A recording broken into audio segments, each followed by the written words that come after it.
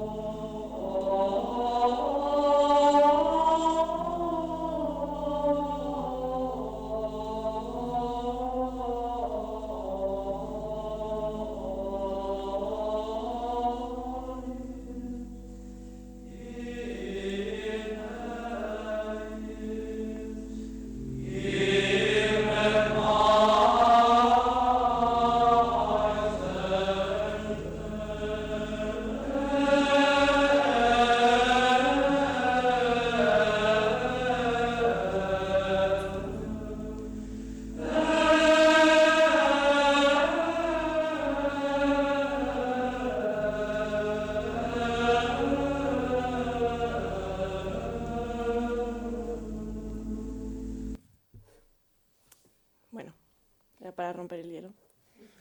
Bienvenidas al templo de la hidromodernidad. Bueno, lo que voy a presentar parte un poco de mi trabajo de fin de máster, en el que me interesé por los imaginarios vinculados a los embalses durante el franquismo.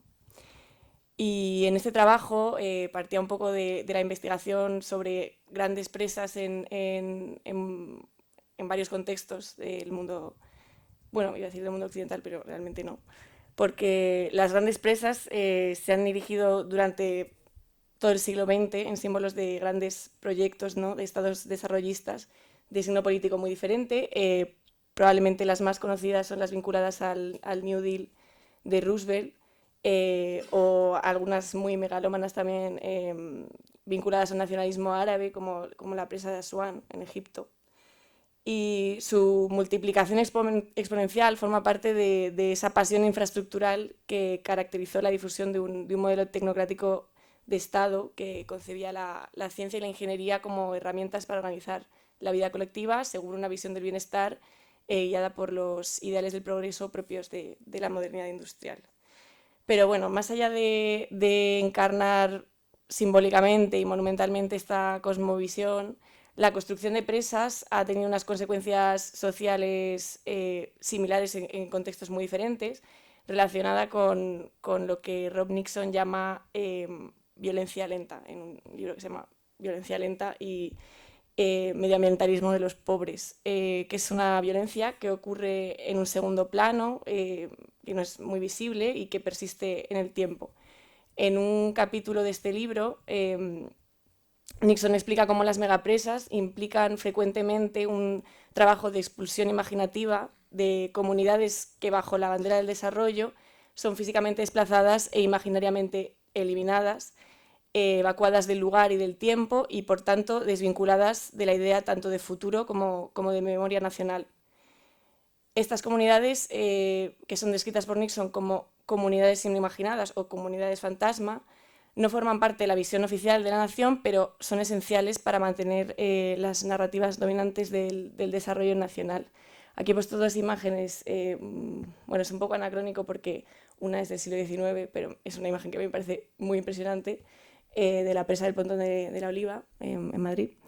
Y la otra es una de las pocas imágenes de las poblaciones desplazadas en la cuenca del Duero, de las que hablaré más tarde, en la que vemos a una señora como amenazando al cámara, que mientras le está expulsando, porque el cámara trabaja para la empresa que está construyendo el embalse que les obliga a desplazarse del pueblo. Bueno, en España estas infraestructuras están marcadas por las huellas ideológicas del franquismo, que hizo de la expansión de embalses y presas uno de los ejes de su propaganda vinculada a la reconstrucción del país tras la guerra. Los embalses materializaban las promesas de la autarquía y eran presentados como la solución a la despoblación del campo, que sería remediada por la creación de regadíos, y también a la industrialización, para la que jugaría un papel muy importante la energía hidroeléctrica. Aquí he puesto una cita del enano. Esto es un discurso muy famoso de Franco, el discurso de inauguración del Pantano del Ebro, y sus palabras son bastante descriptivas de a lo que me refiero con promesas de autarquía, ¿no? Decía, nos dolía España por su sequedad, por su miseria, por las necesidades de nuestros pueblos y de nuestras aldeas, y todo ese dolor de España se redime con estas grandes obras hidráulicas, con este pantano del Ebro y con los demás que en todas las cuencas de nuestros ríos van creándose, embelleciendo su paisaje, y creando ese oro líquido que es la base de nuestra independencia. Bueno, no en vano, España es uno de los países del mundo con mayor densidad de embalses, y la mayor parte de ellos, como muestra este mapa, no sé si lo veis, si veis la leyenda, pero la mayor parte se hicieron en los años del franquismo, ¿no? Eric Swinguedu, que ha escrito un libro que ha sido referencia para las dos, un libro que se llama Poder Líquido. Bueno, él recopila mucha información sobre todo este proceso, y él recoge que entre 1939, bueno, en 1939 había 180 embalses y en 1975 había 800 grandes embalses. Todo esto implica que, además de esa violencia lenta a la que se refiere Rob Nixon hablando de la construcción de megapresas, los embalses en nuestro país están marcados por las huellas de la violencia política de un periodo en el que la represión y la extrema pobreza fueron usados como motores de desarrollo económico. Por un lado, de una manera muy explícita, con el uso sistematizado de prisioneros para la construcción de obra pública, gracias al Patronato de Redención de Penas que ideó un cura jesuita, Agustín Pérez del Pulgar. Con ejemplos como el canal de Guadalquivir, también conocido como el canal de los presos, que, bueno, durante los 20 años que se construyó pasaron al menos 2.600 presos. Esto está bastante bien documentado en el libro que he puesto. Pero por otro lado, también esta violencia está asociada a los procesos de subalternización de las poblaciones afectadas por la construcción de embalses, y sobre todo que eran construidos sobre todo por los trabajadores más precarios del campo, que eran reconvertidos en obreros industriales durante unas obras que realmente duraban de media 10 años. Esto también lo recoge esta novela que he puesto, Central Eléctrica, es una novela del 57, creo, en la que se cuenta la historia de Aldea Seca, una aldea seca ficticia,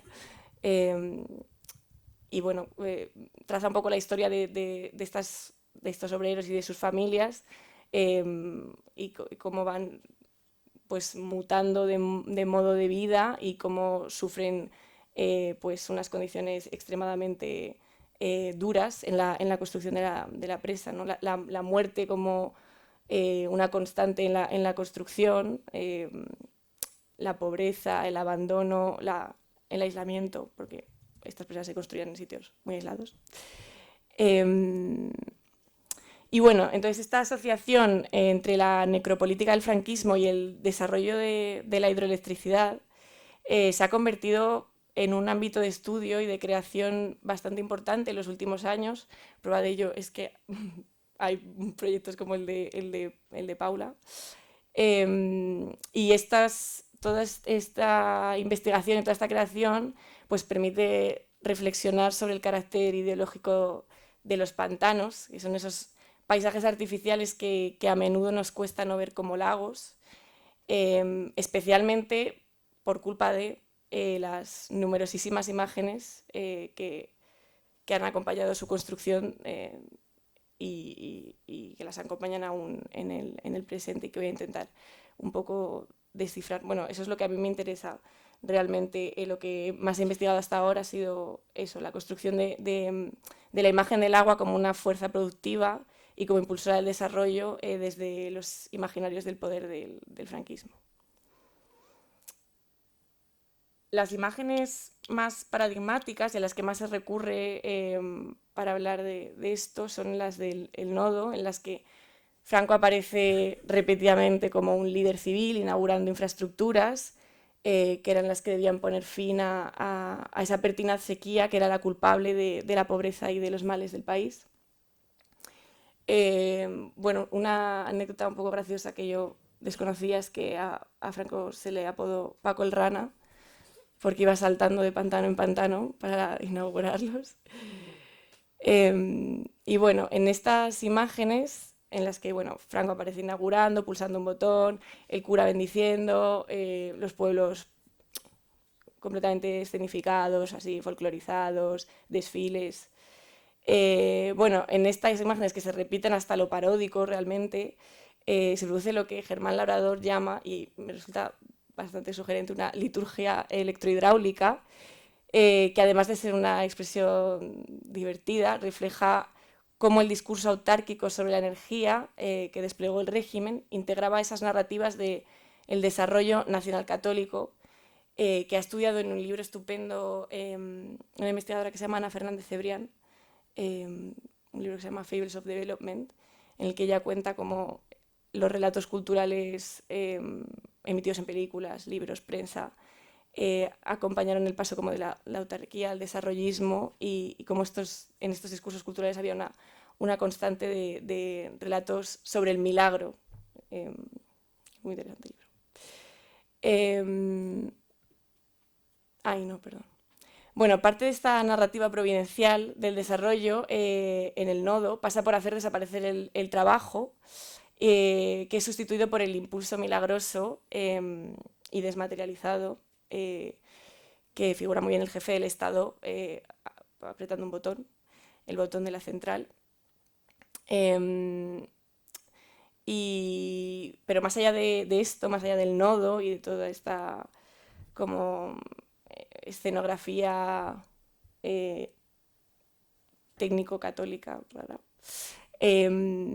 Hay una faceta electrofranquista menos conocida, que en algunos aspectos es más persistente, que es la que debemos al documental corporativo de las empresas energéticas que protagonizaron esta colaboración público-privada que se estableció entre el Estado, la banca, las cementeras y las eléctricas, y que es esencial para entender el auge de estas infraestructuras.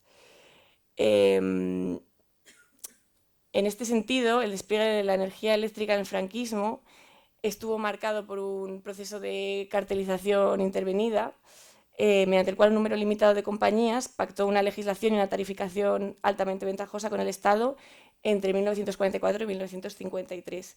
Y el ejemplo sobre el que yo he investigado es el de Iberduero. Lo siento por la foto, se ve fatal. Es un graffiti que encontré en Aguilar de Campo, que dice de quién es Iberdrola, creo que ni se ve.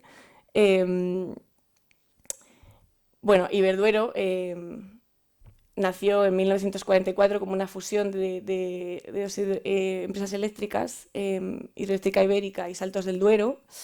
1944, el año de la creación de la Unidad Eléctrica S.A., que es la asociación de las principales eléctricas del país, que era pues, el interlocutor privilegiado que estas compañías tenían ante el Estado y gracias a la cual las empresas que la conformaban consiguieron firmar un aumento unificado de las tarifas máximas en 1953. lo que contribuyó para muchos investigadores a incentivar la construcción de presas y embalses en las décadas siguientes. Y bueno, Iberduero en 1992 se unió a Hidroeléctrica Española, que era la otra gran empresa hidroeléctrica, y se fusionaron en Iberdrola, ¿no? Una de las principales eléctricas, no nacionales, sino globales. Bueno, además de una clara visión de negocio, Iberduero supo ver el potencial que tenían los documentales que uno de sus empleados, que comenzó trabajando como topógrafo, empezó a realizar para las juntas directivas. Este señor, que se llama Fernando López Heptener.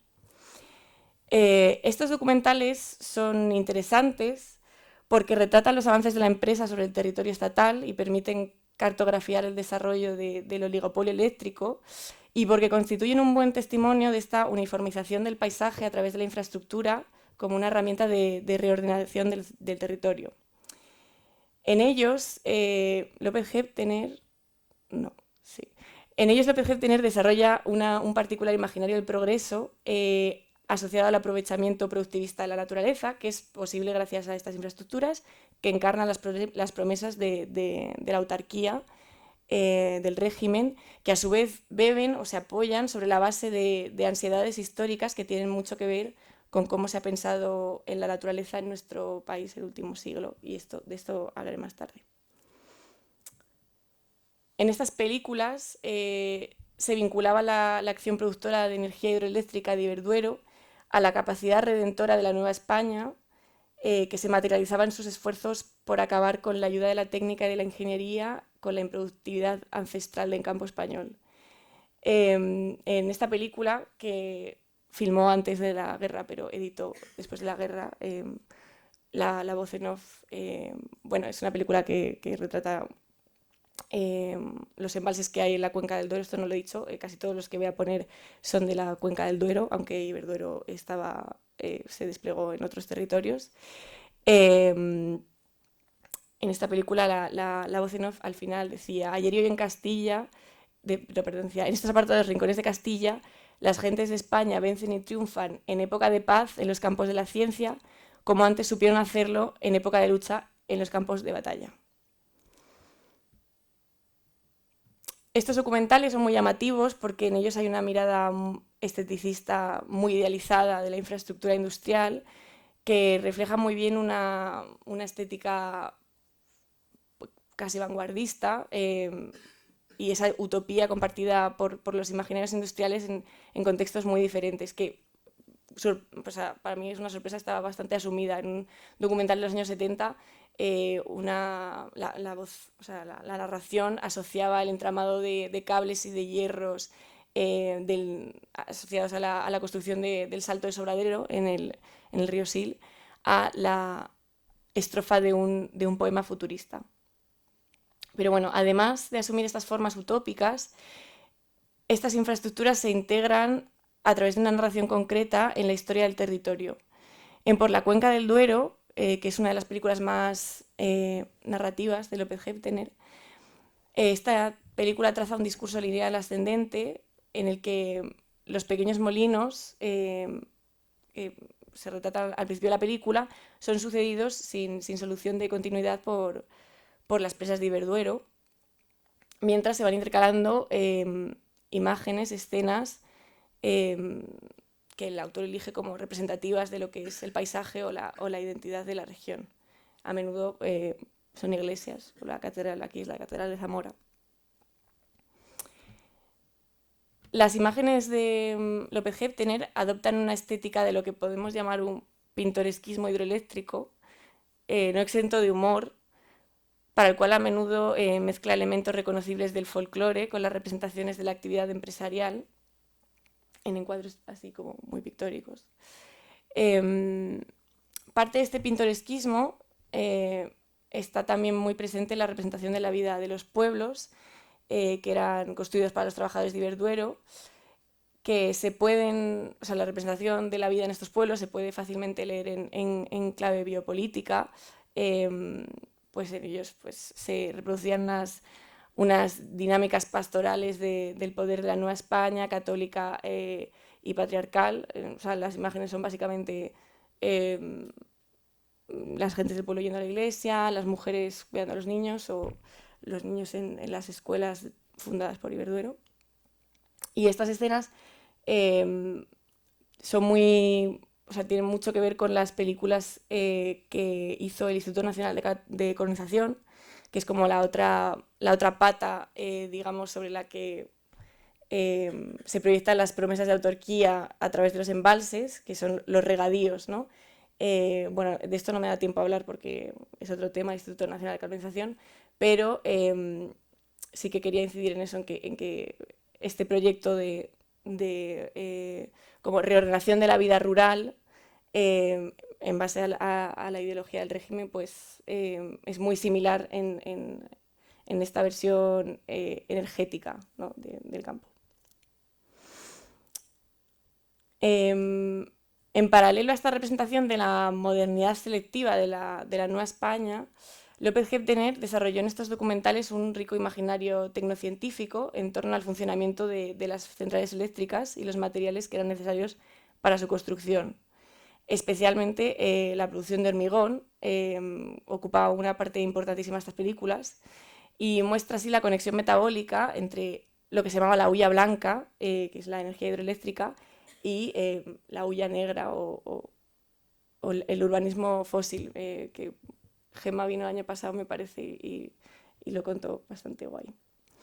Esta conexión metabólica es también una conexión financiera, creo que de eso hablará Paula después, con las empresas cementeras, que son unos agentes claves del desarrollismo franquista por el papel que desempeñaron en el crecimiento exponencial de las ciudades, que eran grandes demandantes de la energía que se producía en los aprovechamientos hidroeléctricos.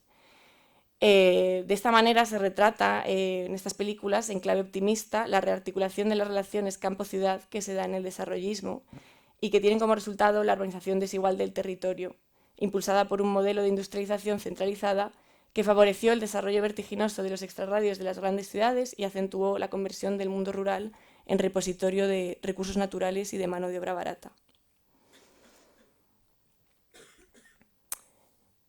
Ah, bueno, sí, y quería decir también que un símbolo muy recurrente en las películas de este señor, de este proceso, es la Torre de Madrid, que es como un símbolo también del desarrollismo y aparece constantemente para hablar de las presas, de la altura de las presas, hasta el punto de que hay en una película en la que se inserta la Torre de Madrid en una maqueta de una presa, ¿no? Para hacer esta comparación bastante sugerente entre los rascacielos, la altura, la modernidad y la presa. Bueno, estos son algunos de los elementos que me parecen más importantes de la estética de las películas de López Gebtener, pero si hubiera que elegir o destacar una sola idea que es una constante en sus películas y también en las películas que hace para el Nodo, porque él también firma para el Nodo, es aquella de que, y le cito, sin el tesón del hombre toda esta riqueza se perdería esterilmente. El agua como una fuerza productiva que puede perderse si no es totalmente aprovechada y explotada, gracias a la técnica y a la ingeniería, no es ni mucho menos una idea del siglo XX. En la historia de España, los precedentes se pueden remontar a proyectos de canalización en la Ilustración, perdón, pero el momento de auge de esta idea, de la política hidráulica como motor del progreso, es finales del siglo XIX, en la época de los llamados regeneracionistas. En este momento, la crisis económica, social y política que culmina con la pérdida de las colonias tras el desastre del 98 se absorbe en una ecología política que mira con nuevos ojos hacia el suelo patrio. Unamuno dice que España está por descubrir, pero también podría decir que España está por construir. Pues lo que promovían era la generación de una nueva geografía que suponía el paso necesario para regenerar y redimir lo que Lucas Mayada, otro de los regeneracionistas así famosos, llamaba los males de la patria. Esta nueva geografía, para algunos regeneracionistas, como Joaquín Costa, que es el ideólogo realmente de la política hidráulica, se lograría gracias a la corrección de los cauces de los ríos, que permitiría multiplicar el suelo fértil gracias a la creación de un sistema de arterias hidráulicas que atravesarían todo el país. Para sus críticos, esta solución hidrológica de los regeneracionistas era una forma de no interferir con el régimen de la propiedad privada y de promover la creación de una estructura de pequeños propietarios desde arriba, de acuerdo a la lógica productivista de la nueva burguesía liberal. Es decir, una manera de frenar la proletarización del campo. Sin embargo, y bueno, creo que también es importante señalarlo, quienes han estudiado la obra de Joaquín Costa señalan en algunos de sus escritos una voluntad de trascender la propiedad. En ellos, él imaginaba un futuro ruralista descentralizado, con una economía en la que la agricultura familiar se combinaba con la pequeña industria y permitía la supervivencia de la propiedad colectiva del suelo. Esta visión de la política hidráulica es completamente pervertida durante el siglo XX, primero durante la dictadura de Primo de Rivera y luego, por supuesto, por el franquismo. Y en este sentido, el desarrollo de la energía hidroeléctrica y la construcción de los embalses tiene más que ver con las estructuras extractivistas y centralizadoras de la urbanización fósil que con la utopía hidráulica y descentralizadora del regeneracionismo. A pesar de estas claras continuidades en los proyectos, los discursos sobre el paisaje redentor y regenerador de la patria fueron completamente readaptados a las necesidades del régimen y también del capital eléctrico, llegando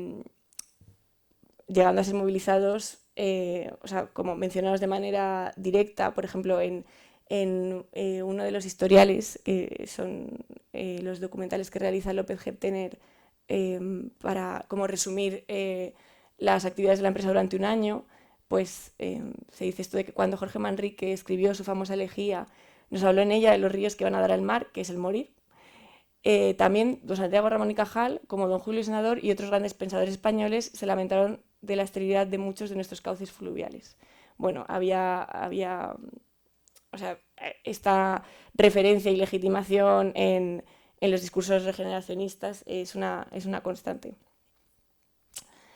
De hecho, y esto también me parece que tiene gracia, se llega hasta a usar a los regeneracionistas para justificar el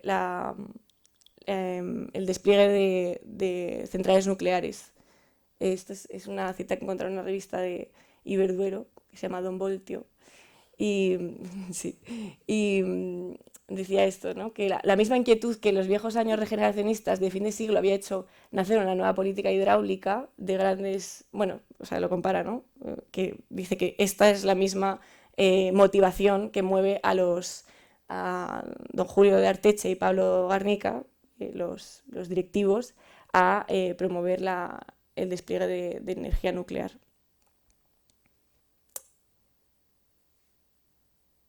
Bueno, ahora voy a dar un salto al presente, que es algo que controlo mucho menos, pero bueno, es algo que me parece también importante, pensar en cómo los legados de estos imaginarios afectan a las dificultades y a las posibilidades del presente para mirar y para habitar estos paisajes.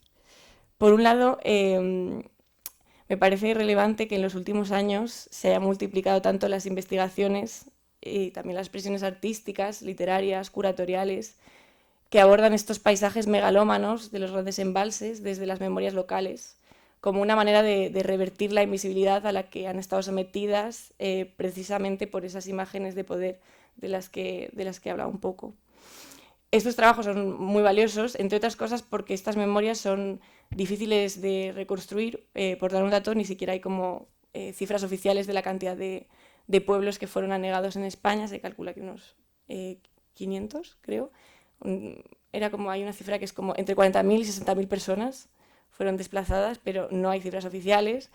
Y por otro lado, también incidiendo en algo que también se ha dicho aquí, hay un gran problema para acceder al archivo, puesto que la mayor parte de las pequeñas eléctricas fueron absorbidas y la mayor parte del material, pues por ejemplo de toda la cuenca del Duero y de mucha parte de la cuenca del Ebro, del norte de España, bueno, y del sur en realidad, es propiedad de Iberdrola. El archivo de Iberdrola está en un lugar recóndito de la provincia de Zamora y no sé cómo de fácil es acceder a él, pero bueno.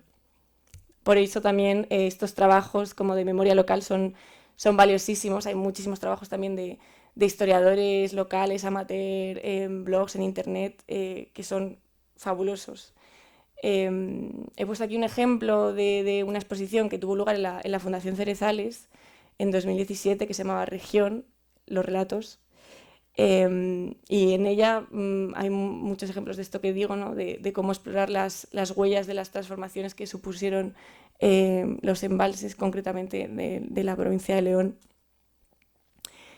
Y de estas expresiones a mí me interesan particularmente las que reflexionan sobre las repercusiones de estas imágenes de poder en la imposibilidad o en la dificultad de ver a través o debajo de la superficie, ¿no? Esta idea del paisaje como una imagen de la desmemoria, que es algo que, por ejemplo, en esta instalación de Yvonne Aranberry se ve muy bien, ¿no? Esta acumulación de imágenes institucionales, de las que luego también hablará Paula, y esta película del colectivo Los Hijos, Los Materiales, que también es como una exploración sobre las dificultades de narrar eh,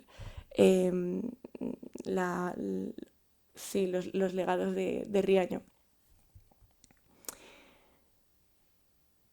Por otro lado, creo que estudiar el malestar contemporáneo sobre el paisaje y la energía desde el presente exige ir más allá de las cuestiones de memoria.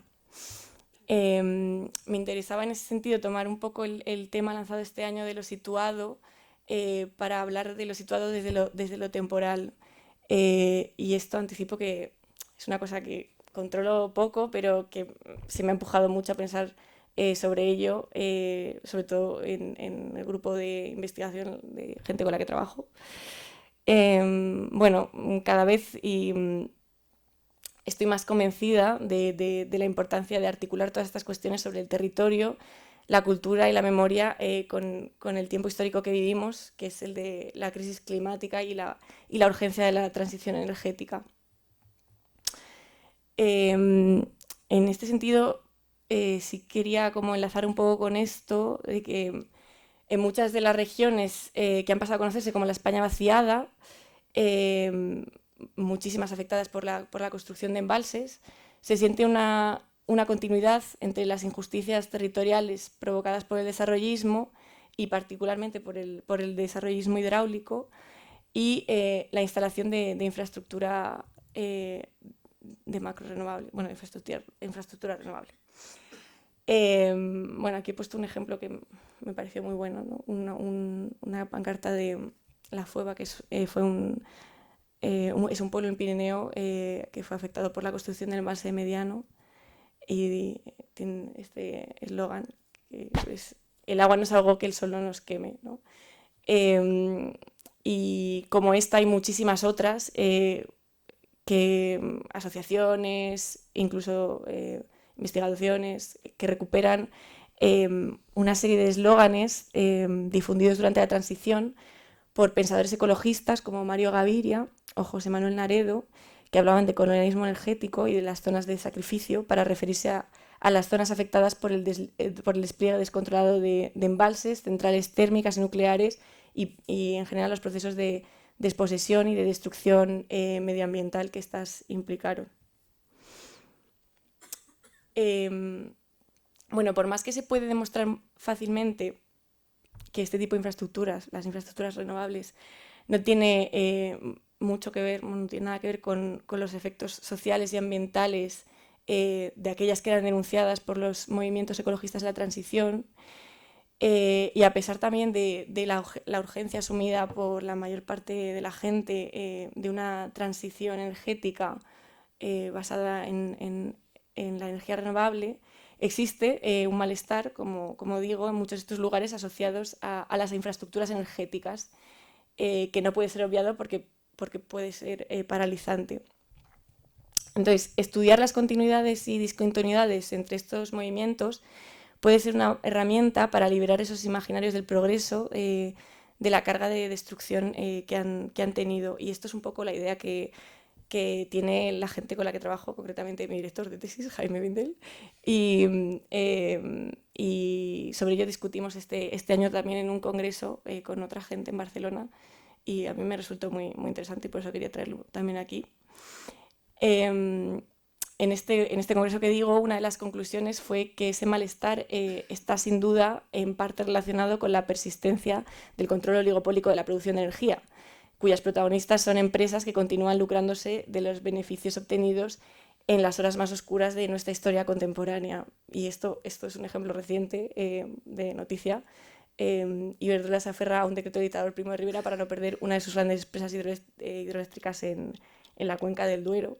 Entonces, bueno, está claro que las prácticas, muchísimas ocasiones ilegítimas de estas empresas, son los últimos episodios de un historial de injusticia territorial impune que debe ser tenida en cuenta a la hora de planificar un nuevo paisaje energético.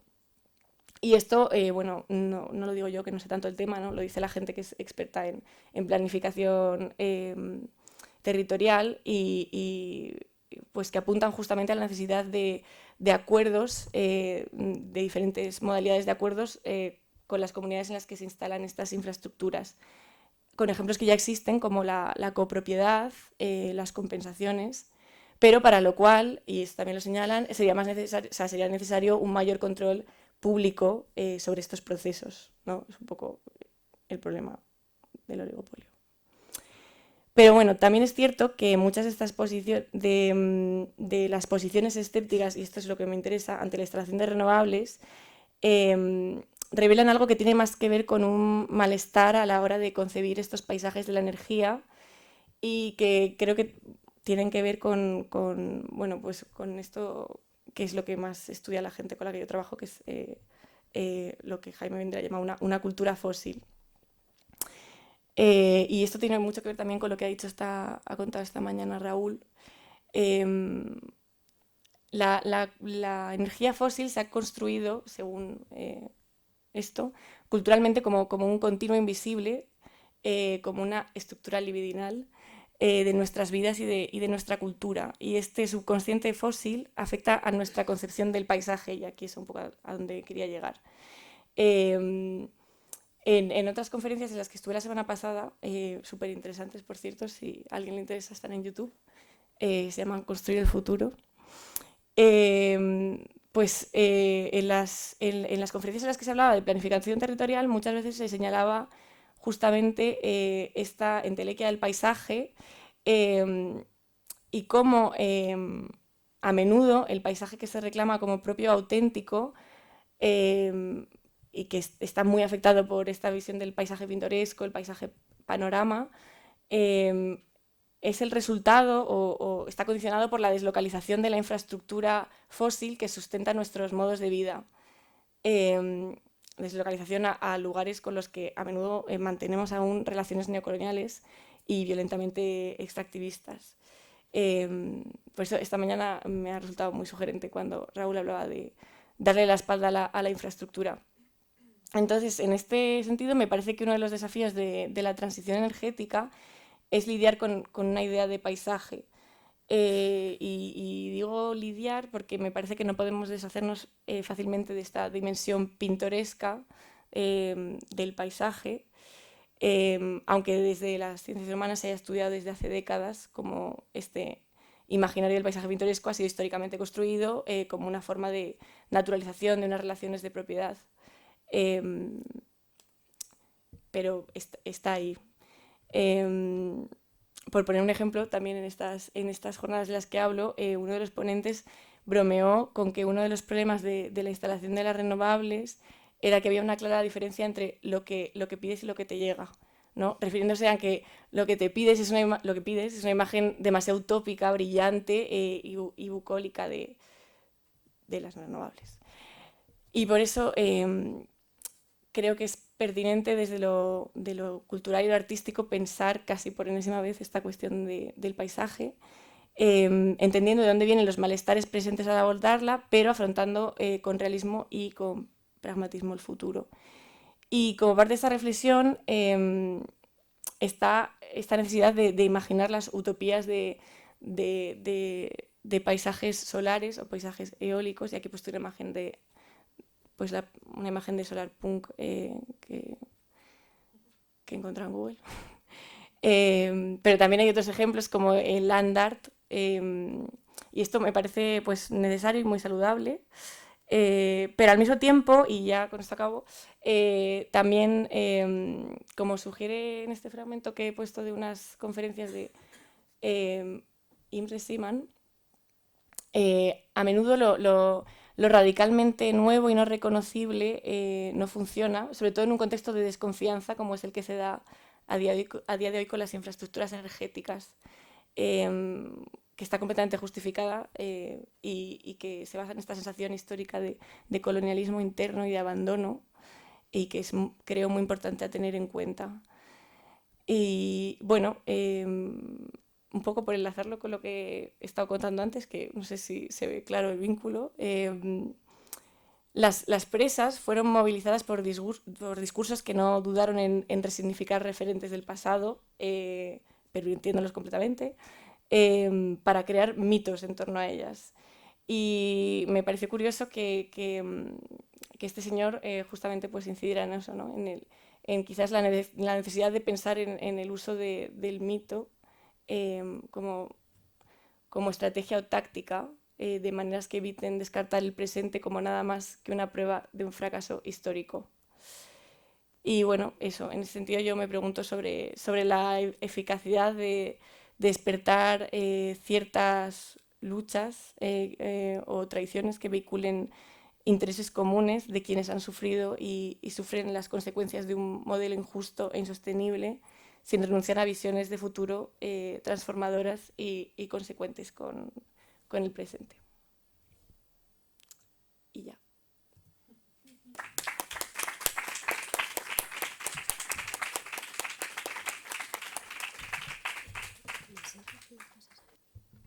Bueno, hola, mi nombre es Paula Eslava. Yo también quería agradecer a Invertebrados por toda la organización y por permitirnos como poner en común investigaciones y intereses, bueno, que compartimos, ¿no? Yo voy a coger el relevo cronológico de Carmen para hablar de un tema muy cercano, pero en una dimensión como más presente. De hecho, vengo a presentar este libro que se llama Una piedra cae en el aliviadero, que es un libro sobre la dimensión visual de las políticas hidráulicas y las grandes obras de contención y canalización del agua en España durante más o menos el último siglo. Este libro surge tras un periodo de residencia en el Centro Huarte en Navarra, que realicé junto a mis compañeros Raúl Silva y Chomin Lasa, que no está aquí, y utilizamos este espacio como para investigar en temas relativos a lo que luego ha terminado siendo el libro. Antes de empezar, quisiera comentar que yo no me voy a aproximar a esto como académicamente, sino más bien desde una lógica especulativa, quizás un poco más lúdica, y muy basada en el análisis de las imágenes, ¿no? Al fin y al cabo nosotros fuimos editores del libro y bueno, incluimos una pequeña investigación, pero dista mucho de ser una investigación sistemática. El interés por abordar un tema como el de los pantanos, como el de las grandes presas, recayó para nosotros en pensarlo desde su dimensión visual y material, no tanto como toda la historia que lo ha atravesado, sino como cuáles eran estas imágenes que han acompañado todas esas obras y que capturan las aspiraciones, las ideologías y también como que moldean las confrontaciones respecto a formas de entender la relación con la naturaleza, la organización de los recursos, ideales de progreso, desarrollo, arraigo al territorio, etc. El título, Una piedra cae en el aliviadero, proviene de un vídeo viral que no sé, quizás lo recordáis, creo que salió durante el 2020, durante el COVID, donde un chico argentino tiraba una piedra en un aliviadero, que son estos aliviaderos como una especie de hueco, ¿no? Y esto conllevó un gran riesgo para la integridad de la presa. Es una anécdota, el vídeo se viralizó, pero nos parecía que capturaba muy bien esta paradoja de cómo muchos de estos proyectos, macroproyectos hidráulicos, cómo hay en ellos un contraste entre esta masividad material y a la vez como una latente vulnerabilidad operativa. Evidentemente este chico no lo hacía con una intención política de paralizar el funcionamiento, pero como que evocaba una dimensión política que también nos interesaba subrayar, ¿no? En esta desigualdad. El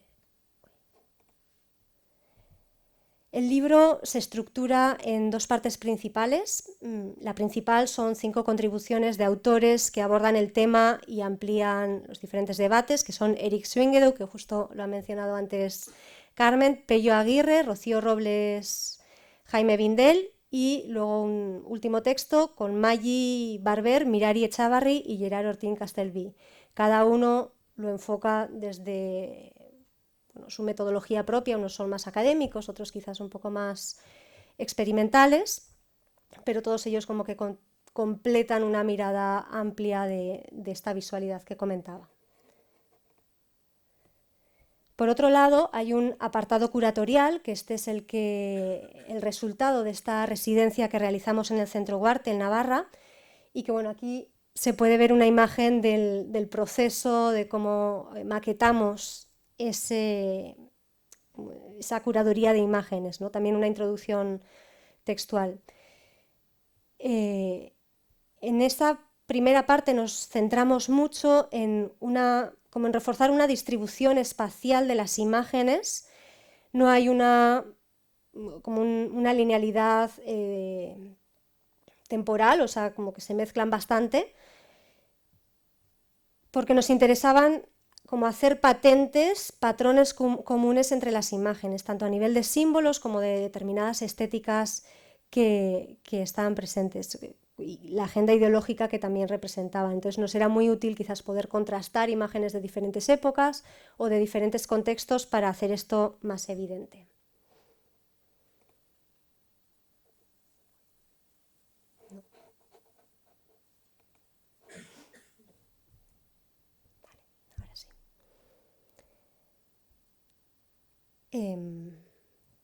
Me quedo por aquí.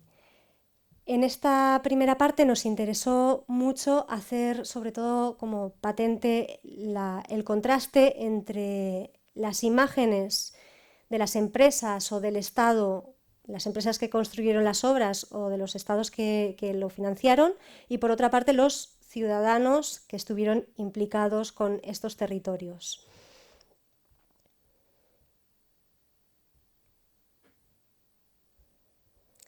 Y bueno, si hablamos de conflicto, como de este contraste de ideologías, resulta muy interesante el caso de Navarra, que bueno, evidentemente lo escogimos por estar ubicados allá durante el periodo de investigación, pero sí que nos permitía abordar como muchos de esos conflictos ocurridos ya más en la contemporaneidad, a partir de los 90, sobre todo a través del caso de Itoitz, del pantano de Itoitz, que no sé si vosotros lo conocéis o lo podéis recordar, pero fue un pantano que iniciaron a construir en inicios de los 90 en Navarra, y implicaba anegar 7 pueblos habitados de la zona, además de esto 3 reservas naturales.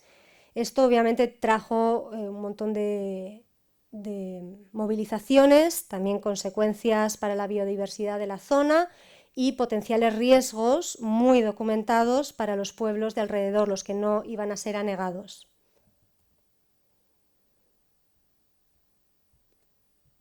Aquí, de hecho, podéis ver 2 imágenes de Google Maps. Esto es una consulta de 2025, donde todavía se puede ver en el pantano como los rastros de las casas que fueron sumergidas, y en la imagen de arriba el cementerio, que todavía queda como una marca del mapa. La última vez que lo revisé, de todas formas, esto ya había sido eliminado. No sé si lo han vuelto a poner.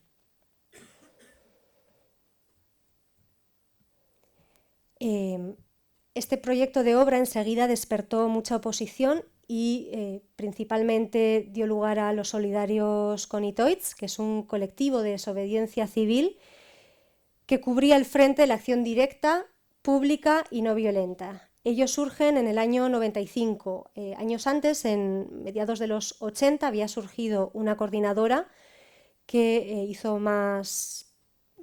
trabajó más en el frente legal. Aquí podemos ver una imagen a las puertas de la cárcel de Pamplona con una pancarta que dice Amalurra defenda de Sahagún, defendamos la madre tierra. Y estos son algunos del equipo que eran bastantes del colectivo. Entre ambos llevaron a cabo un gran número de acciones, desde iniciativas culturales como obras de teatro, pintura de murales o charlas, hasta otras más de resistencia, como encadenarse en las construcciones o realizar manifestaciones, etc.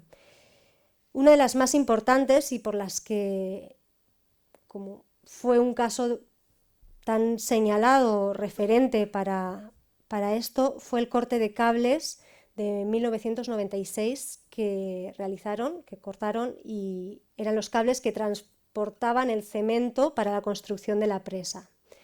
Son cables como bastante gruesos, les tomó unos minutos. Aquí podéis ver algunas imágenes como del momento posterior, ¿no? Esa resistencia pasiva lo hacían con prensa convocada y, digamos, como en abierto.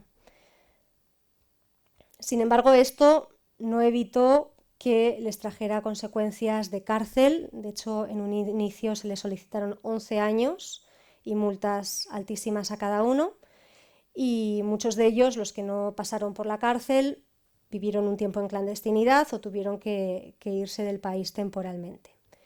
En cualquier caso, esto consiguió paralizar el proyecto durante casi un año, que les daba cierto margen a la coordinadora como para protestar por el ámbito como más institucional y ver si podía paralizarse. Además de estas acciones, ellos tenían la estrategia que mantuvieron durante todos los años de lucha de documentar en vídeo el progreso de las obras y los conflictos que iban teniendo con la policía.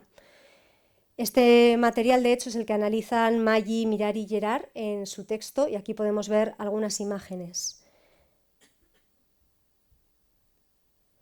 De hecho, es interesante porque estas imágenes no solamente servían como documentación, sino también había como un vínculo emocional muy fuerte con el territorio, porque muchos pertenecían al valle, o también como una especie de defensa luego cuando fueron procesados, ¿no? Como para poder documentar dónde habían estado y dónde no. En cuanto a la producción gráfica que llevaron a cabo, que es lo principal que ellos produjeron, estuvo a menudo acompañado de una producción autogestionada de carteles, pegatinas y pancartas, así como bastante cutre, digamos. Lo hacían entre ellos, no tenían un diseñador externo, quien un poco manejaba más herramientas o dibujo, se encargaba de esto. Y ellos, en las entrevistas que pudimos tener con ellos, decían que como privilegiaban muchos símbolos que fueran reconocibles para la población a la que pretendían interpelar, ¿no? Como símbolos del movimiento ecologista de ese momento. Aquí está el sol antinuclear, que es curioso como este elemento natural es el que destruye la presa que viene a como incomodar este paisaje bastante idílico.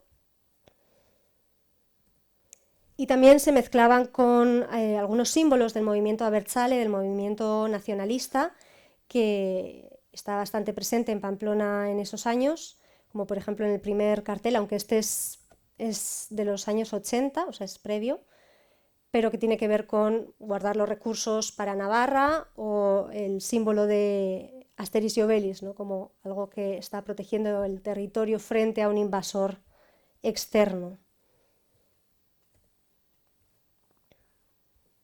En general, lo que pudimos notar que predominaba mucho en la producción gráfica que ellos hicieron era una mirada más conservadora frente a la naturaleza, en el sentido de que abogaba por un mantenimiento de la tradición cultural y el entorno natural tal y como estaba.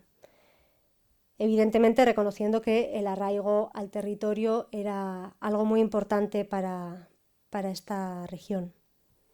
Y aquí me remito a la imagen de antes, de la madre tierra, como todas esas figuras están muy presentes.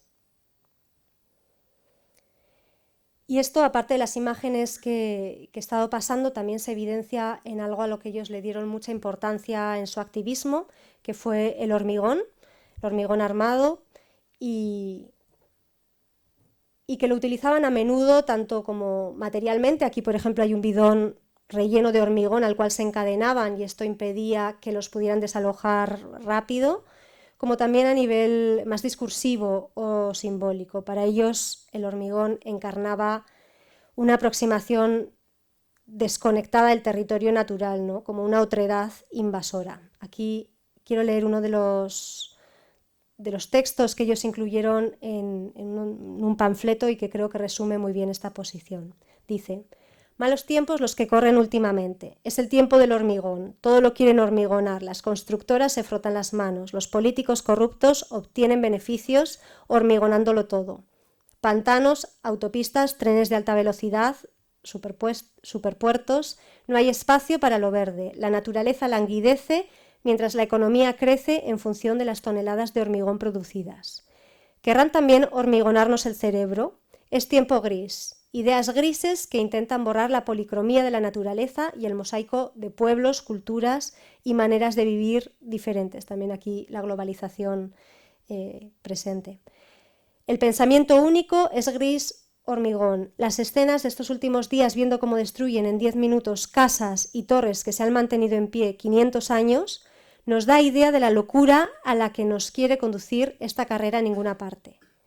No les dejemos que hagan desaparecer de la faz de la tierra en pocos meses valles que se han labrado a lo largo de millones de años. Hay que pararles los pies antes de que sea tarde.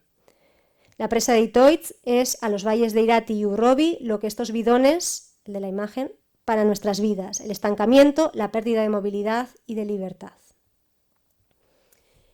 Este énfasis en el hormigón como aquello que captura todo lo que está mal se entiende mejor si se analiza el lugar que este había tenido en el proyecto desarrollista del franquismo, que ha mencionado antes también un poco Carmen, y en general los ideales de la modernidad a nivel global.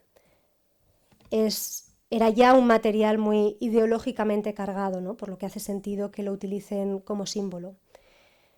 De hecho, el hormigón armado, para dar un poco de contexto, se asienta en un momento de reconstrucción, no solo en sentido literal después de la Segunda Guerra Mundial, sino también como aquello que prometía, sí, o que funcionaba como el nuevo material con el que poder diseñar un nuevo mundo totalmente ajeno del anterior, de la tradición.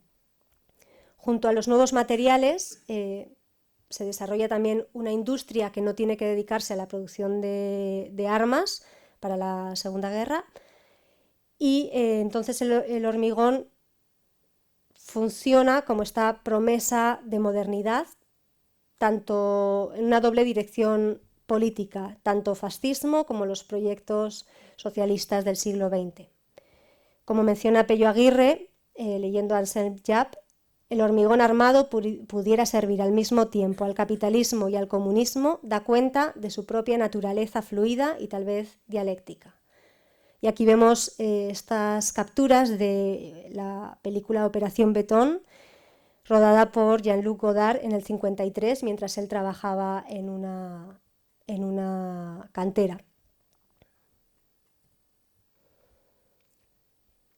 En el Estado español y durante la dictadura franquista, los años 50 y las décadas posteriores, la idea de progreso va a ir asociada a la construcción de grandes obras públicas, infraestructuras, también estas nuevas modalidades arquitectónicas para la burguesía, por ejemplo, oficinas, nuevos departamentos, ¿no? Como Torres Blancas, por poner un ejemplo.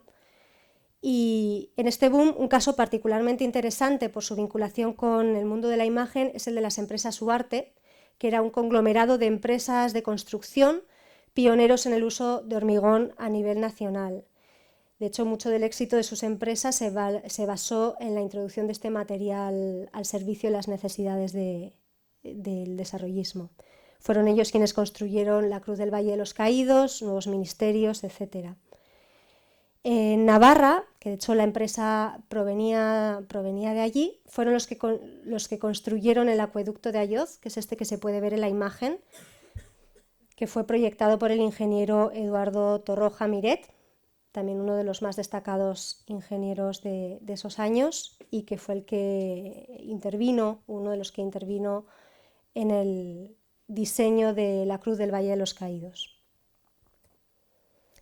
Y esta voluntad de renovación se refleja muy bien en sus publicidades. La libertad, la megalomanía, el desarrollo técnico como el garante del progreso social están muy presentes en la publicidad que ellos producían. Por ejemplo, aquí es de donde se puede leer que las grandes construcciones de nuestra época, muchas de las cuales parecen pertenecer por su grandiosidad y perfección a un mundo futuro, han sido posibles gracias a la técnica y la maquinaria con que hoy cuenta el hombre para edificar.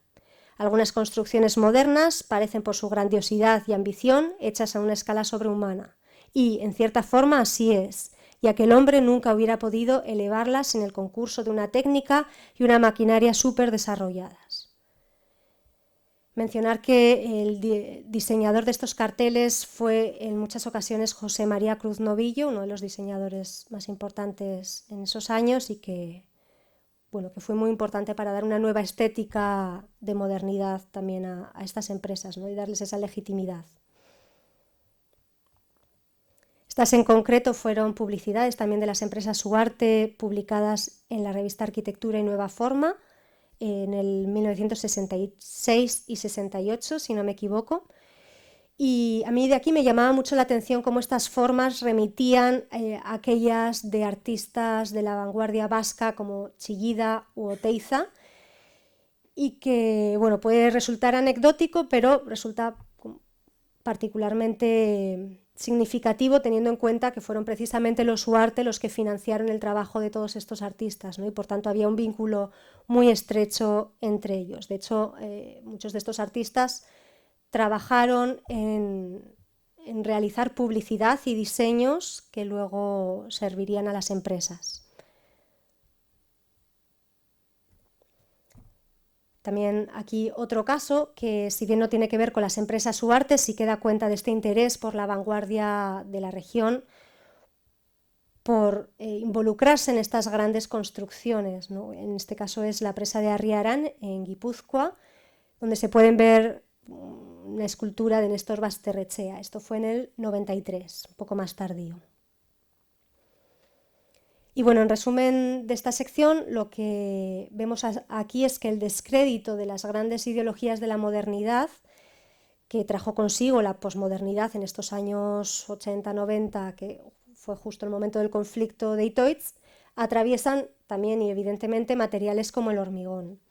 Hay una desconfianza ante la destrucción, homogenización de la cultura local frente a esta promesa del progreso industrial que quizás años antes, por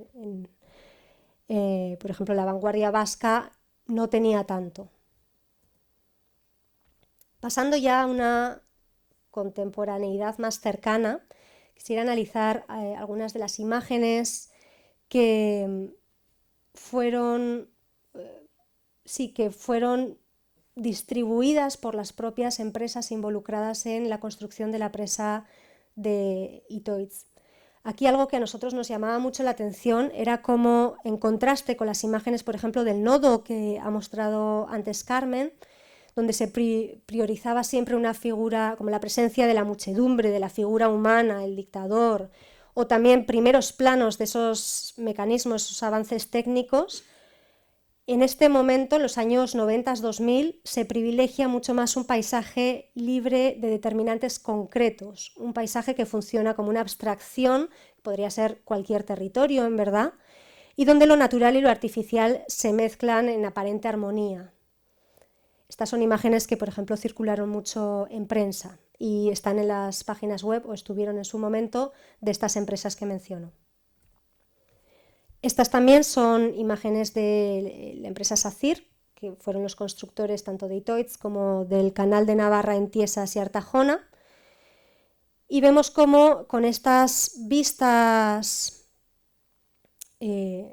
vistas panorámicas, se relativizan mucho las proporciones de, en concreto, este pantano que era gigante, ¿no? Son muchas veces tomadas desde el aire y tampoco puedes identificar del todo rastros de las poblaciones que inundaron.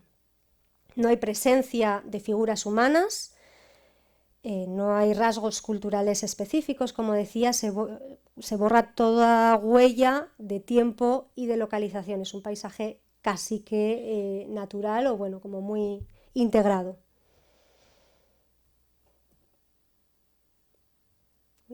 Aquí se me ha borrado una imagen, parece, al pasar el PowerPoint, pero se podía ver como esta imagen, que es la imagen institucional, se contrastaba con otra en el mismo periodo, creo que eran los mismos, había un margen de 2 años, y donde se ve el pueblo justo delante de la presa, se ve el pueblo que luego pasó a ser inundado, ¿no? Pero como que uno es mucho más consciente de esta violencia que se ejerció en la construcción de esto.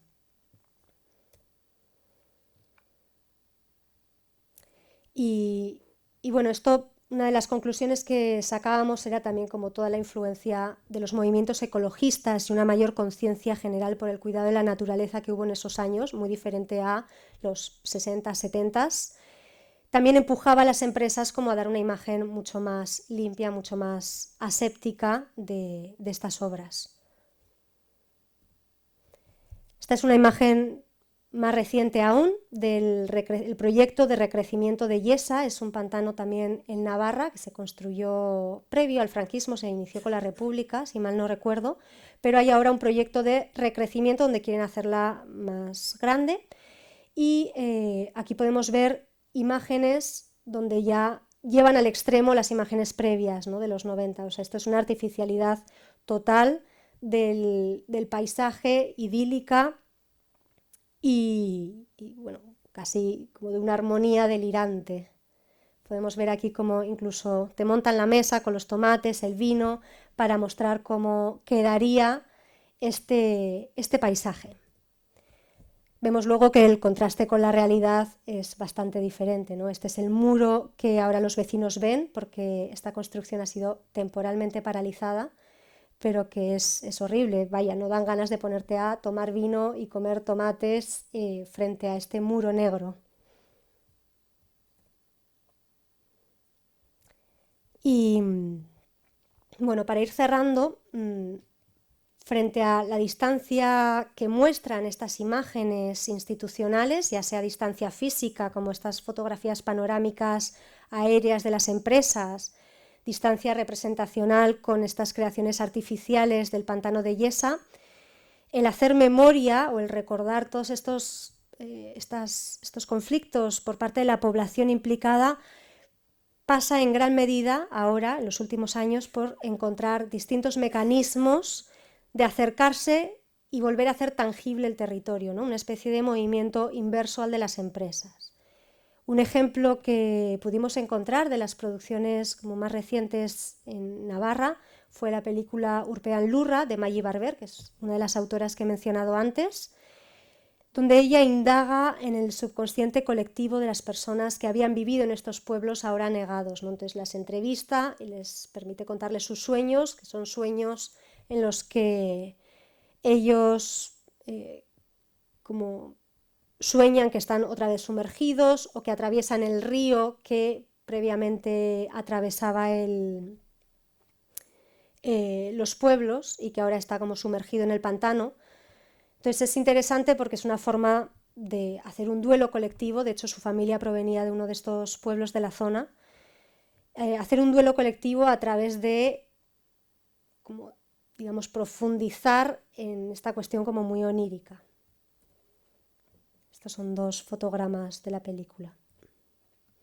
Otro ejemplo bastante diferente, pero también que nos pareció muy interesante, son la reconstrucción de los pueblos en maquetas que llevaron a cabo hace unos años Toño Villanueva y Juan José Leache, que son también vecinos del Valle y maquetistas, y optaron por, a partir de archivos y fotografías, recrear maquetas de estos pueblos a todo detalle. Es una forma de volver a revivir la experiencia de habitar y pasear por estos pueblos en los que habían vivido sus familias. Ellos sobre esto dicen: llegaron hasta nosotros fotos de pueblos de la comarca y había algunos que ya no estaban materialmente. Nos planteamos hacer unas maquetas de esos pueblos para que el recuerdo de toda esa gente que ha vivido ahí permanezca y para que la gente joven que no ha conocido esto sepa que debajo de ese pantano, de esas aguas, estaban esos pueblos. Este es un tercer ejemplo. Son obras de Nagore Chivite, que es un artista muy joven. De hecho, Nagore era uno de los nombres de estos pueblos inundados. Se lo pusieron porque su familia también era de la zona. Y ella aquí lo que hace es trabajar con el barro de las inmediaciones del pantano para crear una especie de mitología subacuática donde incorpora también este barro en la cerámica. La idea aquí, según ella comenta, es crear como estas mitologías que, digamos, expliquen o que habiten estas profundidades y con las que ella pueda conectar con todas esas historias que su familia le ha ido contando. Y bueno, en definitiva, ya para cerrar, comentar que si las imágenes de las empresas y el Estado pasaban por esta distancia, como comentaba, hay en estas producciones contemporáneas, al menos en las que hemos podido analizar, una tangibilidad como mucho más matérica, como un acercamiento casi de manipulación de la materia, ¿no? que es como el movimiento contrario. También la exploración de una ficción surrealista. Aquí lo onírico, en el trabajo de Maggi, por ejemplo, reconstruye estos huecos de la memoria que ya no vivió. Y casos como este o las maquetas permiten como reconectar con el territorio a partir de un ejercicio como muy manual, ¿no? muy tangible. Y bueno, estos han sido algunas pinceladas, algunas ideas de las imágenes que hemos podido ver, que nos parecían representativas del territorio navarro, pero bueno, también pueden ser extrapolables, yo creo, a otros casos. Gracias.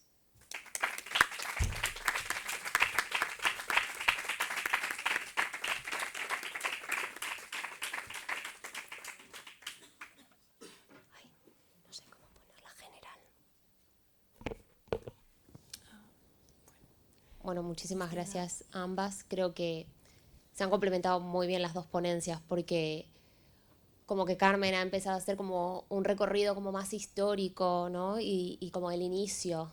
Y como que Paula ha como cogido el relevo de Carmen y como que ha contado en el presente un poco lo que está, cómo se fue, cómo fueron tomadas, ¿no? También el surgimiento. Vale, primero, antes de tal vez lanzarnos nosotros, ¿alguien tiene alguna pregunta? Como para romper el hielo.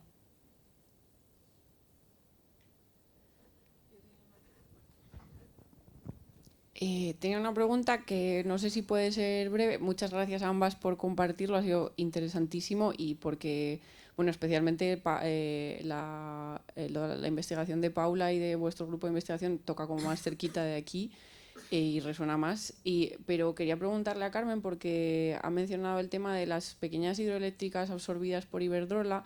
Si puedes contar un poco más eso, porque yo he oído que ha pasado esto también aquí en La Rioja, pero no tanto como a nivel de hidroeléctricas, sino pues pequeños molinos o territorios que tenían soberanía energética, bueno, no sé si previamente al franquismo o durante los primeros años, pero que con el advenimiento de las presas, pues caput y a todo es de Iberdrola. Entonces, si podías como contar un poquillo más de eso o de lo que has podido investigar. Gracias. La verdad es que no. O sea, no sé mucho. O sea, yo el caso que he estudiado es el de Iberduero, entonces es un poco... O sea, ni siquiera no puedo hablar de Iberdrola, o sea, porque yo he estudiado los años, sobre todo 50, 60. Conozco ejemplos de hidroeléctricas que desaparecieron. ¿Por qué? Pues probablemente porque no podían mantenerse frente a la competitividad de una empresa mucho mayor. Pero no puedo hablar mucho más de eso, lo siento. ya me informaré. ¿Alguna otra pregunta? Venga, te doy. Una pregunta que teníamos es cómo se investigan unos imaginarios visuales que pertenecen a una ideología que nos resulta tan distante, violenta, dolorosa, y de qué herramientas se valen para hablar de ellas.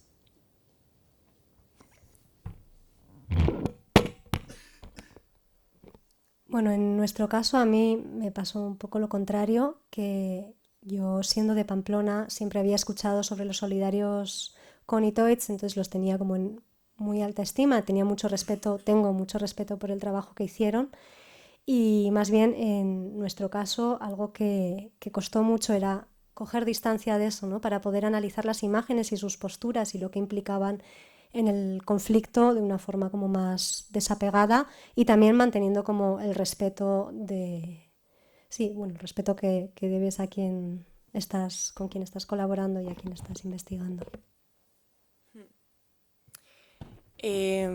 Pues le he estado pensando y me parece una pregunta muy difícil, en la que he pensado bastante porque, bueno, o sea, yo no sé si he sido ambigua, o sea, como que para mí hay una cosa muy fascinante, en el peor sentido, de estas imágenes y me cuesta bastante evidenciar que es una fascinación muy negativa, o sea, no sé cómo hacerlo, o sea, a través de la escritura, probablemente, porque...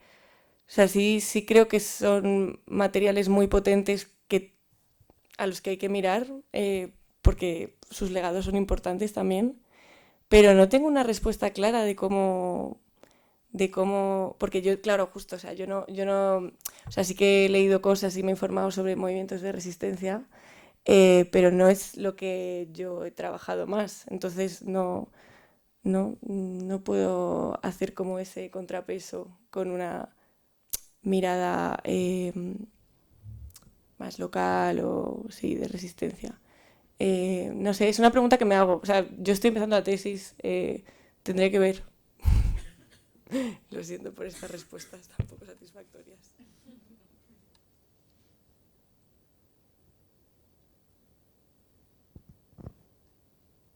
Bueno, pues lanzo yo otra pregunta mientras tanto.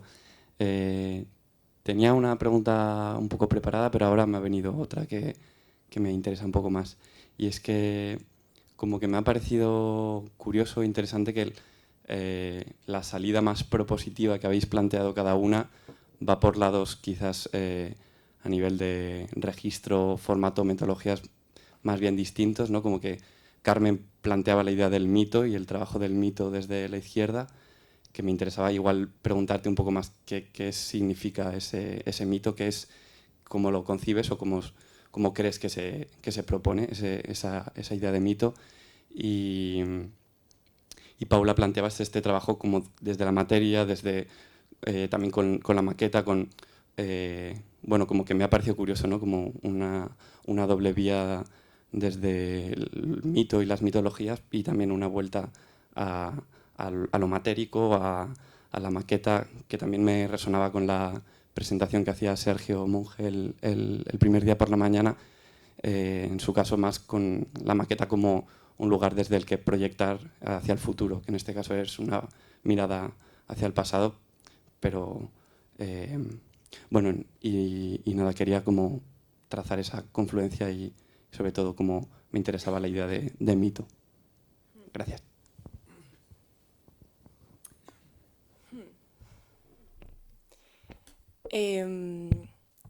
Sí, tampoco tengo muy claro qué responder. O sea, a mí me interesaba bastante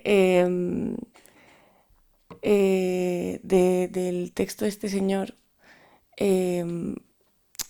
pues esa idea como de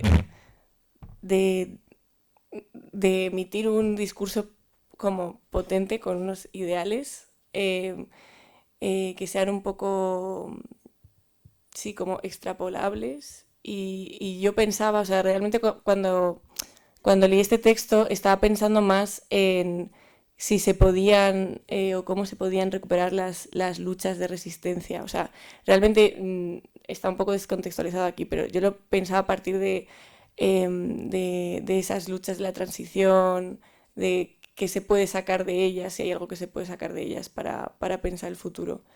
Entonces, sí, no tengo muy claro a qué se refiere con el mito, pero para mí era más como la idea de la necesidad sí, pues de discursos un poco utópicos basados igual sí, en luchas reconocibles. O sea, eso es lo que yo leo.